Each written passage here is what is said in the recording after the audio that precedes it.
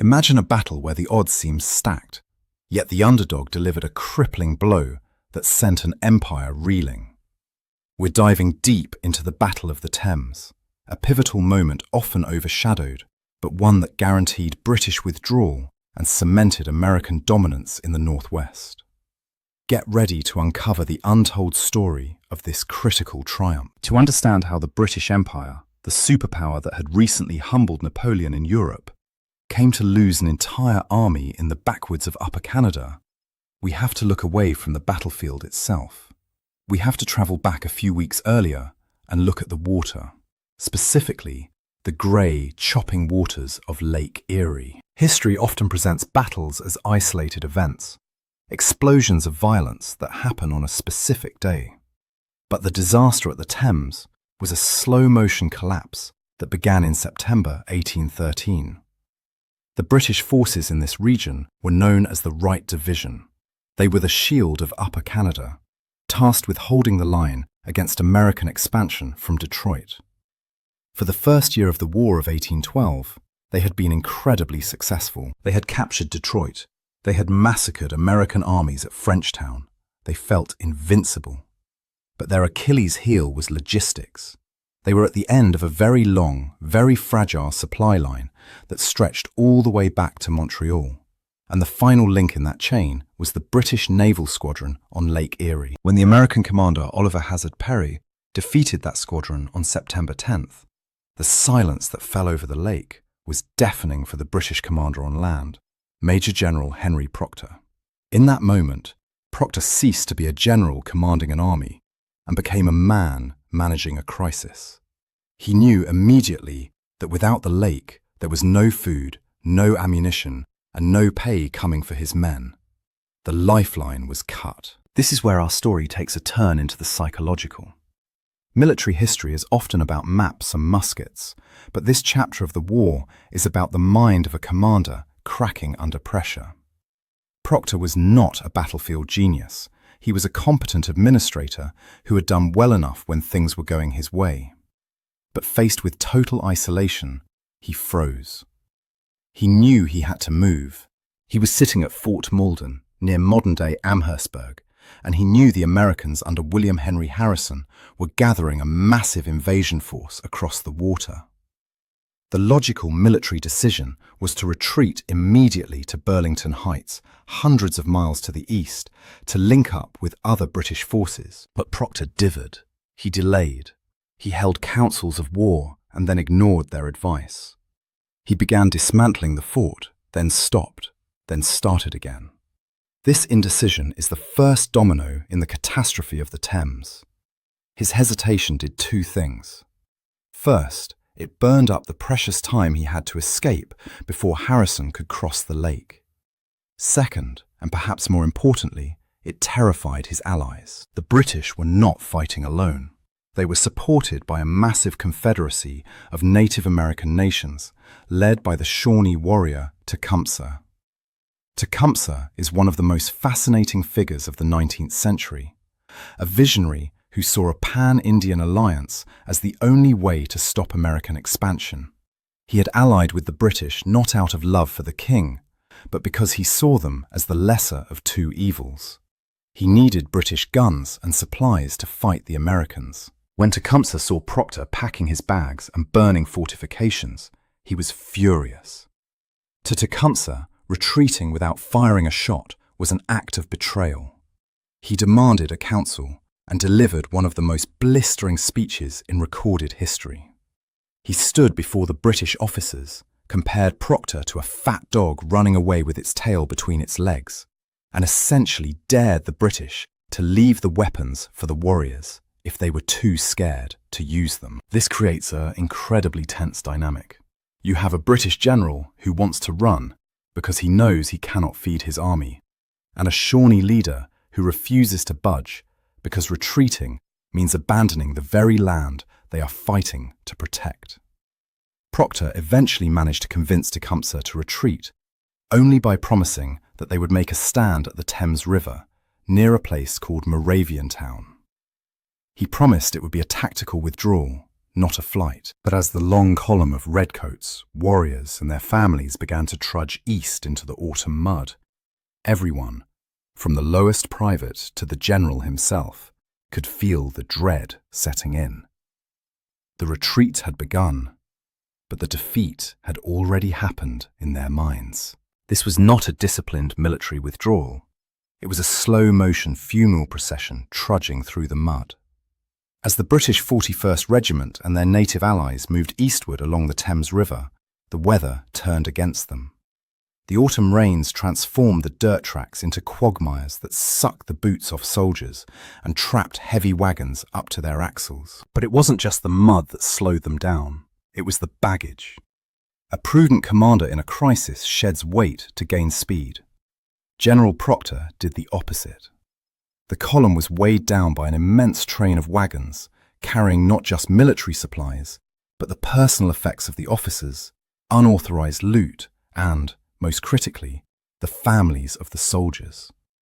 Wives and children huddled on top of ammunition carts, shivering in the damp cold. Proctor's own personal luggage was enormous, taking up space that could have been used for wounded men or extra food.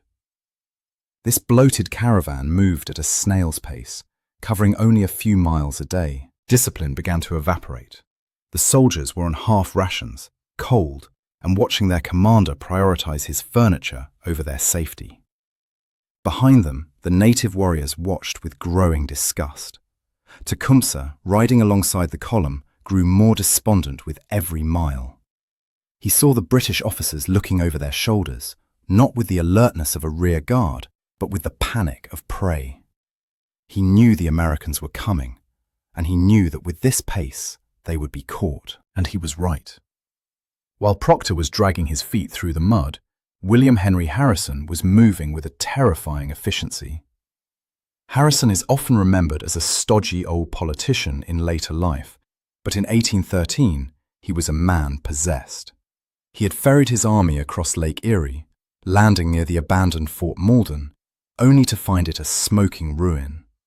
He didn't stop to celebrate the capture of the enemy base. He saw the fresh tracks in the mud leading east, and he immediately ordered a pursuit. Harrison had a weapon that Proctor had completely underestimated. The British were expecting a standard American army, slow-moving infantry columns that fought by the European rulebook. But Harrison had brought something else. He had the Kentucky Mounted Volunteers. We need to pause and visualize this force, because they are unlike anything else in the War of 1812. These were not the polished dragoons of the Napoleonic Wars with sabres and plumes. These were frontiersmen. They wore hunting shirts and buckskins. They rode their own horses, tough woodland animals, not military chargers. And most importantly, they carried long rifles and muskets, and hatchets and knives in their belts. They were led by Colonel Richard Mentor Johnson, a politician turned soldier who understood that in the dense forests of North America, speed and firepower meant more than drill formations. These Kentuckians were driven by a dark and powerful motivation: revenge. Many of them had lost friends or family at the River Raisin massacre earlier in the year, a disaster where American prisoners had been killed by native warriors while the British stood by. The cry, "Remember the Raisin," rippled through their ranks. They weren't just marching to win a battle.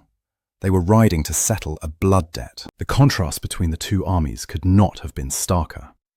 On one side, you have the demoralized British regulars, starving and exhausted, practically dragging their families through the swamp. On the other, you have thousands of fresh, angry, mounted American riflemen closing the distance by the hour. As the days ticked by, October 2nd, October 3rd, October 4th, the gap shrank. Harrison's scouts began to pick off stragglers from the British rear guard. They captured boats loaded with ammunition that the British had tried to float up the river. They found bridges that Proctor had failed to destroy properly, allowing the American horsemen to cross obstacles that should have held them up for days. It was a failure of command on a massive scale.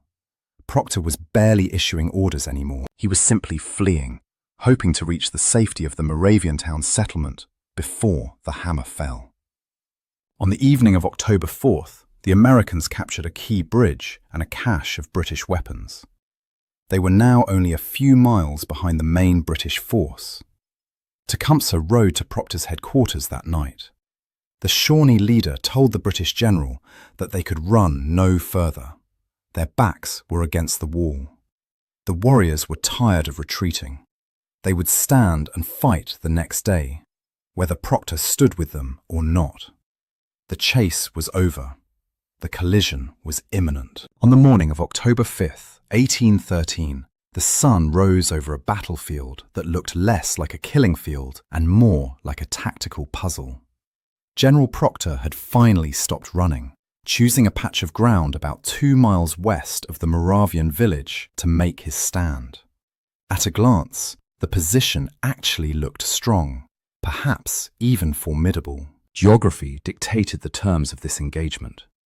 To the British left ran the Thames River, wide and uncrossable. To their right lay a dense, murky swamp. In between these two natural barriers was a strip of dry ground, covered in a forest of tall beech/sugar maple/oak trees. This effectively created a bottleneck. If the Americans wanted to pass, they had to come through this corridor. Proctor deployed his regulars, the 41st Regiment, across this strip of woods, blocking the road. On his right flank, deep in the swamp where the horses couldn't go, Tecumseh and his warriors lay in wait, hidden among the reeds and thickets. But if we look closer at this deployment, we see the seeds of disaster. The British troops were exhausted. They hadn't eaten a proper meal in 24 hours. They had no ammunition reserve. What was in their pouches was all they had. And crucially, Proctor made a tactical decision that military historians still argue about today. He ordered his men to stand in open order. In 19th century warfare, infantry usually stood shoulder to shoulder to create a solid wall of bayonets. But Proctor spaced his men out, with a yard or two between each soldier. He likely did this to extend his line so it couldn't be outflanked, or perhaps to minimize casualties from American artillery. But by opening the files, he turned a solid wall into a porous fence. He was betting everything on the assumption that the Americans would attack with infantry. Against foot soldiers, the trees would provide cover, and the open order would allow the British to fire and maneuver.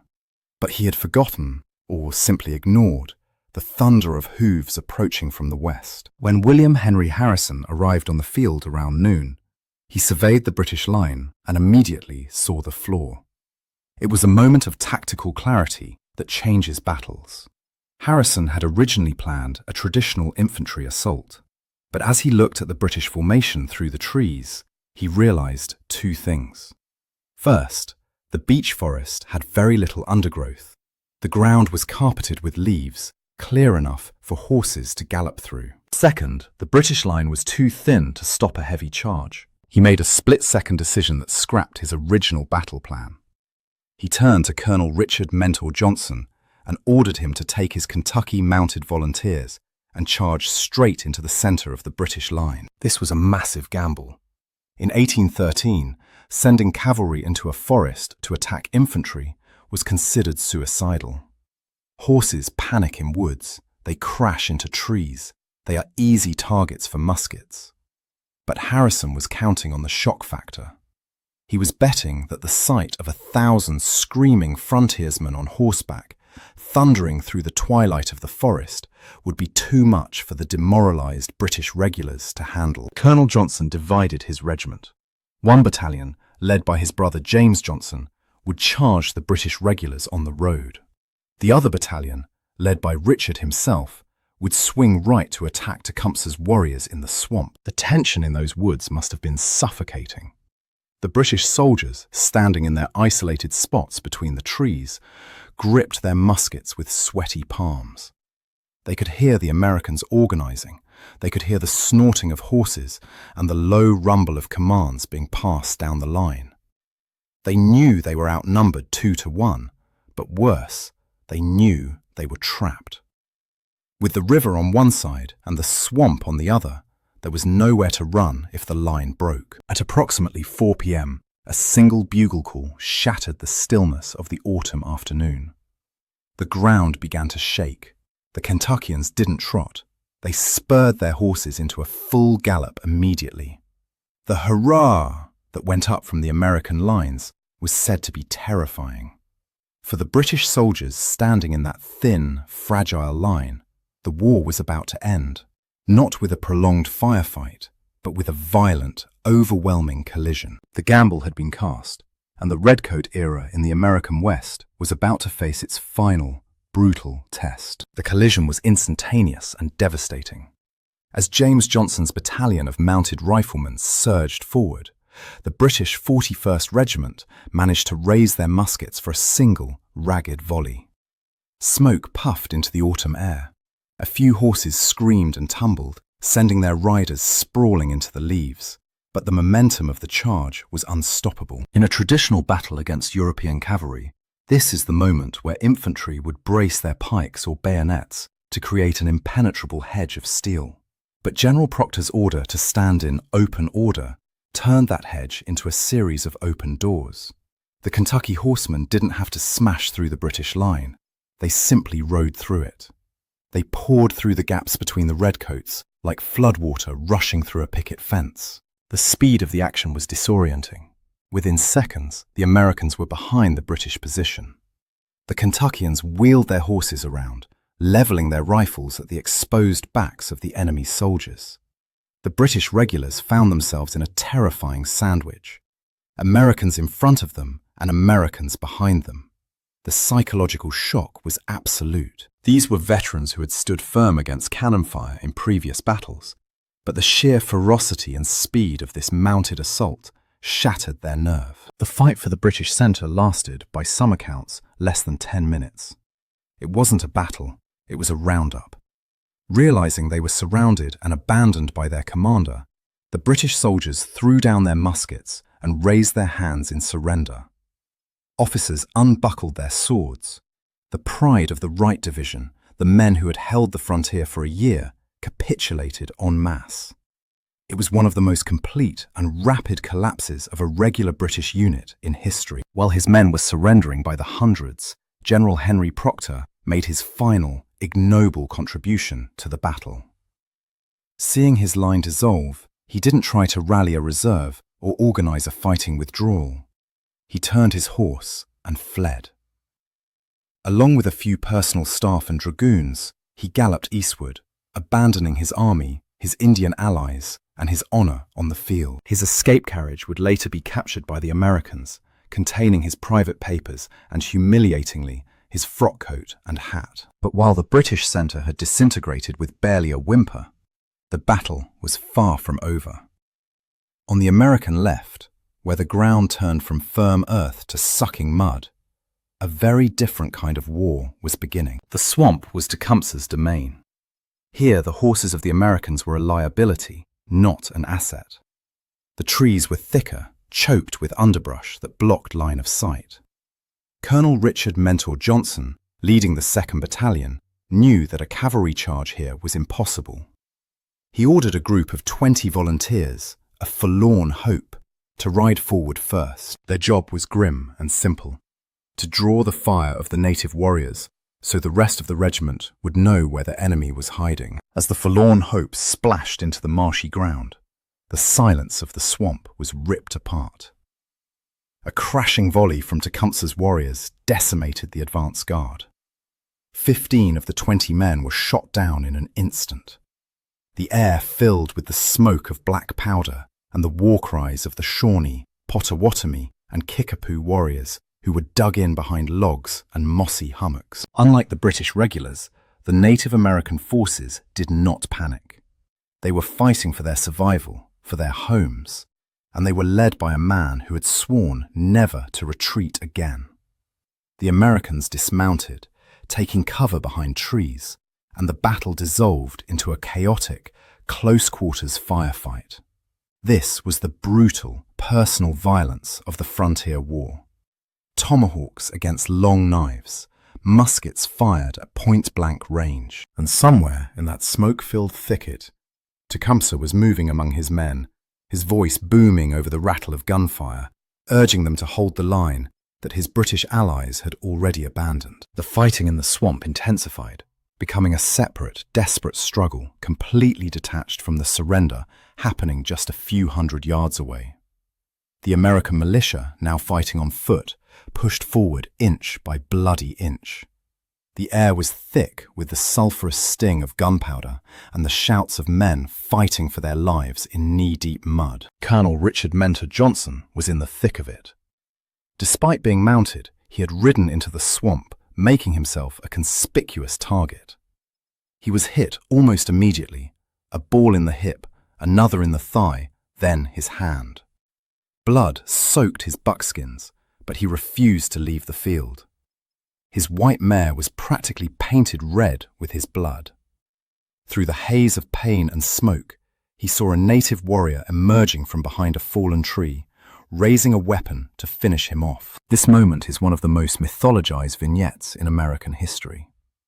As the warrior stepped forward, Johnson managed to raise his pistol with his one good hand and fired. The warrior collapsed, dead. Whether this man was actually Tecumseh is a debate that has raged for 2 centuries. The chaos of the melee made identification difficult. What we do know for certain is that shortly after this exchange, a different kind of silence began to spread through the swamp. It wasn't the silence of peace, but the silence of absence. The distinctive, booming voice of Tecumseh, the voice that had rallied thousands of warriors from dozens of different tribes, the voice that had terrified American governors and shamed British generals, had stopped. Word rippled through the native lines with the speed of an electric shock. Tecumseh has fallen. The effect was instantaneous. For the Confederacy, Tecumseh was more than a general. He was the spiritual and political gravity that held the alliance together. He was the only one who could bridge the ancient rivalries between the tribes and focus their collective anger on a single enemy. Without him, the center could not hold. The resistance didn't just break, it evaporated. Warriors who had been fighting with ferocious intensity moments before began to slip away, vanishing into the deeper woods like ghosts. The Americans, battered and exhausted from the swamp fight, didn't pursue them deep into the mire. They secured the edge of the wetlands and began the grim task of tending to the wounded. The battle was effectively over. As the smoke cleared, the magnitude of the American victory became apparent. The British army had been erased. Over 600 British soldiers were captured, along with all their artillery, baggage, and supplies. The American losses were surprisingly light, fewer than 30 killed. But the cost for the Native Americans was incalculable. Later that evening, and in the days that followed, American soldiers scoured the battlefield, looking for Tecumseh's body. They found many fallen warriors, but they could never conclusively identify the great Shawnee leader. Some accounts say his followers carried his body away in the night to bury him in a secret grave, safe from desecration. Others claim he was buried on the field in an unmarked pit. The mystery of his final resting place only added to his legend. He didn't just die, he vanished, leaving behind a void that no other leader would ever be able to fill. Back at the main camp, the mood was one of stunned relief. Harrison knew he had won a great victory, but he also realized the strategic landscape had changed overnight. The British threat to the Northwest Territory was gone. The grand alliance of the First Nations was shattered. The frontier, which had been a bleeding edge of violence for decades, was suddenly, eerily secure. But while the soldiers celebrated and looted the rich baggage train of the British officers, drinking their wine and wearing their dress uniforms, the reality of what had happened began to sink in for the survivors. For the British prisoners, it was the start of a long captivity and the shame of surrender.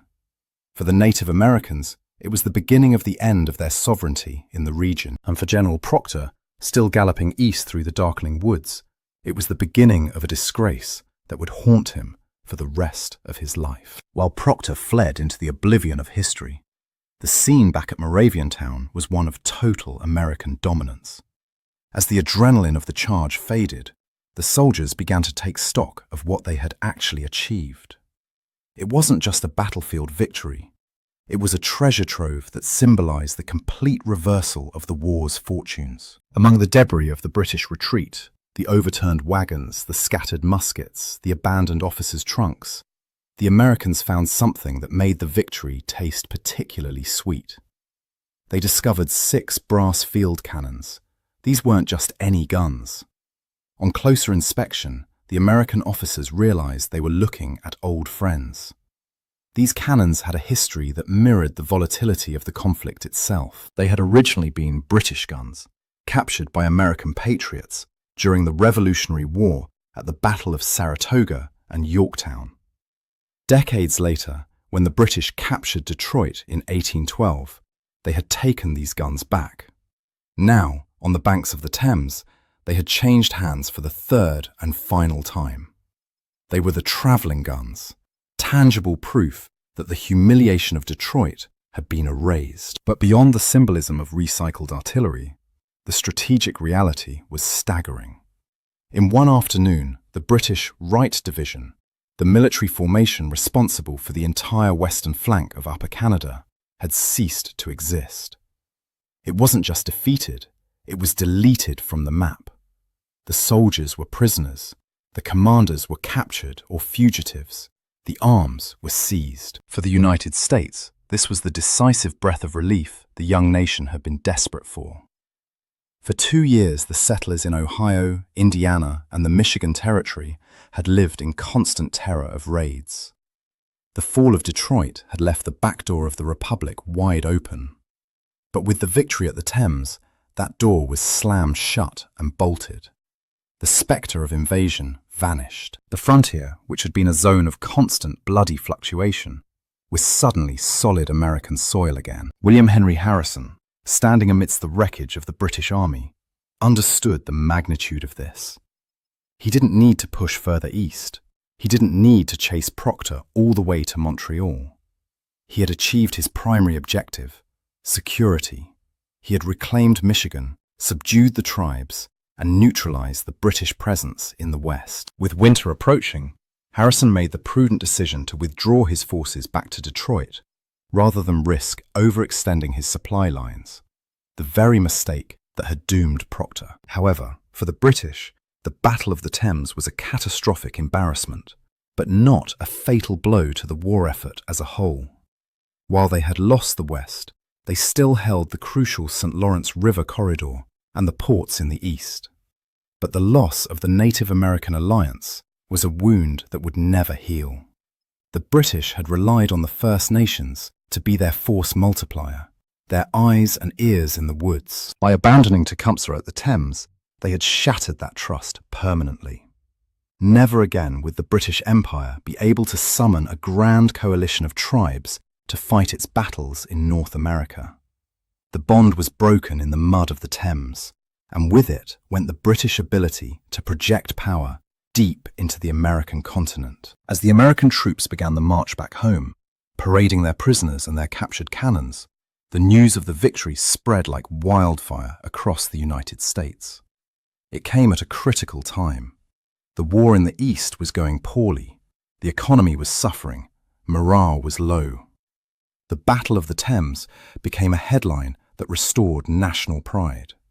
It proved that American volunteers, led by capable officers, could stand toe-to-toe with the regulars of the British Army and crush them. Yet, as the celebrations began in Washington and the frontier towns lit bonfires in relief, the personal fates of the men who fought at the Thames were diverging down very different paths.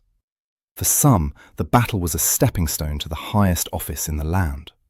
For others, it was a sentence to ruin. The guns had fallen silent, but the political and personal fallout was just beginning to explode. Major General Henry Proctor eventually reached the safety of British lines at Burlington Heights, but he found no sanctuary there. The British Army, an institution that prided itself on discipline and honour, could not forgive the spectacle of a general officer galloping away from his own disintegrating army. Proctor was subjected to a court-martial. He was charged with negligence and poor tactical judgment. While he was acquitted of the explicit charge of cowardice, he was found guilty of mismanagement and was publicly reprimanded. His career was over. He died a few years later, a broken man, forever living in the shadow of the Thames. In stark contrast, William Henry Harrison rode out of the woods and into the pantheon of American heroes. The victory at the Thames was the crown jewel of his military career. It provided him with a reputation for decisiveness and competence that insulated him from the messy politics of the time. Decades later, in 1840, when he ran for president, the slogan "Tippecanoe and Tyler too" referenced his earlier battle, but it was the Thames that had proven he could defeat a European power. The battle was a primary engine of his political machine. Then there was Richard Mentor Johnson, the colonel who had led the charge and nearly died in the swamp, recovered from his 5 wounds. He returned to Kentucky not just as a veteran, but as a living legend. The story that he personally killed Tecumseh became a powerful political tool. Whether it was true or not didn't matter. The voters believed it. He rode that single pistol shot all the way to the vice presidency of the United States under Martin Van Buren. The Battle of the Thames didn't just end a war. It built the foundations of American political careers for the next 30 years. But for the Native American nations of the Northwest, the legacy of the Thames was devastatingly final. Tecumseh had been the architect of a grand strategy, a unified Indian confederacy that could hold the Ohio River as a permanent border between native lands and white settlement. When he died in that swamp, the blueprint for that nation died with him. The tribes, leaderless and demoralized, were forced to sign a series of armistices and treaties with the Americans. The dream of a neutral Indian barrier state, an idea the British had vaguely supported, vanished forever. The Battle of the Thames marked the end of the 60 Years' War for the Great Lakes. Since the 1750s, the region had been a contested zone between empires and indigenous nations. After October 5, 1813, the contest was over. The British withdrew to the Canadian side of the border, never to challenge American sovereignty in the Michigan or Ohio territories again. The Native Americans were left to face the expanding United States alone, without the leverage of a European ally. It is a bitter irony that a battle lasting less than an hour, fought in a muddy backwater, determined the fate of millions of acres of land. The destruction of Proctor's army was the final argument in the debate over who would control the American Midwest. It was the moment the frontier stopped being a war zone and started being a settlement zone. As we look back at the Thames, it stands as a stark reminder of how fragile military alliances can be. The British and the Shawnee fought side by side, but their goals were never truly aligned. The British fought for a distant king and geopolitical leverage. The Shawnee fought for their very existence. When the pressure became unbearable, that divergence ripped the alliance apart. The British could retreat and fight another day. The Shawnee had nowhere else to go. Today, the site of the Battle of the Thames is quiet. The roar of the musketry and the thunder of hooves have long since been absorbed by the earth. But if we listen closely to the echoes of 1813, they offer a timeless warning to modern strategists and leaders. The destruction of the Wright Division was not an accident. It was the inevitable result of a failure to adapt. General Henry Proctor offers a masterclass in how not to lead. He allowed logistics to dictate his strategy rather than bending logistics to his will. He became paralyzed by the fear of what he didn't have: food, supplies, support, instead of utilizing what he did have: a defensible position and a motivated ally. His greatest failure wasn't the open order formation or the location of his line. It was his failure to maintain the moral component of warfare. He let his men feel defeated before they even saw the enemy. He proved that an army without trust in its commander is nothing more than a crowd of armed men waiting to surrender. On the other side, William Henry Harrison and the Kentucky Volunteers demonstrate the devastating power of tactical flexibility. They ignored the European rulebook that said cavalry cannot work in forests. They ignored the convention that said militia cannot break regulars. They saw a problem, a thin British line in the woods, and they invented a solution on the fly. The charge of the mounted rifleman was an early example of the American military tradition of improvisation. It showed that a motivated, unconventional force, properly led, could shatter the rigid discipline of a professional army. The Battle of the Thames also serves as a grim reminder of the cost of war. It was a victory for the United States, yes, but it was built on the collapse of a civilization. The death of Tecumseh remains one of the great what-ifs of North American history. What if he had survived? What if the British had stood their ground? Could a Native American buffer state have survived in the Midwest? We will never know, but we do know that when Tecumseh fell, the possibility of an alternative history for the continent fell with him. Ultimately, the battle teaches us that history is not always decided by the size of the armies or the quality of their equipment. Sometimes it is decided by a single decision made in the heat of the moment. The decision to charge, the decision to run, the decision to stand. At the Thames, those decisions collided in the autumn woods, and in less than an hour, they redrew the map of North America forever. The Redcoats retreated, the sun set on the native Confederacy, and the American West was born in the smoke and mud of a Canadian forest. What do you think was the decisive factor? Was it Proctor's cowardice or the sheer audacity of the Kentucky charge? Let me know in the comments below. And if you want to explore more forgotten turning points of the Redcoat era, don't forget to subscribe and ring the bell so you never miss a mission. See you in the next video.